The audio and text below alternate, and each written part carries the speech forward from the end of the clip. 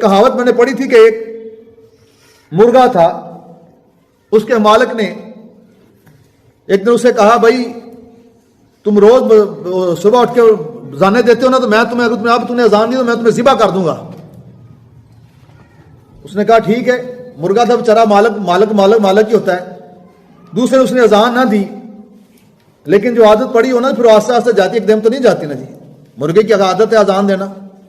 ابھی تک الحمدللہ جو مسلمان ناموس رسالت پہ مر رہے ہیں، شہید ہو رہے ہیں، یہ الحمدللہ دودھ کا اثر ہے، ماں کی دودھ کا اثر ہے۔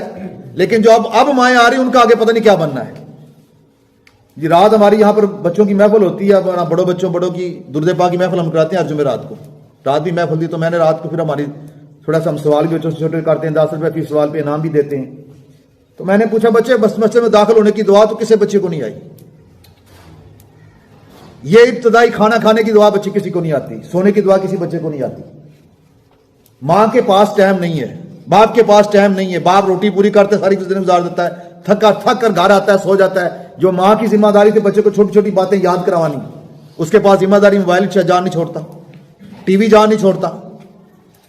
جو پیچھے ماں نے محنت کی تھی اس کا اثر ابھی تک ہے الحمدللہ۔ اتنی بے حیائی اور گندگی ہونے کے باوجود آج بھی ناموس رسالت کے اوپر لوگ مرنے کے لیے تیار ہو جاتے ہیں۔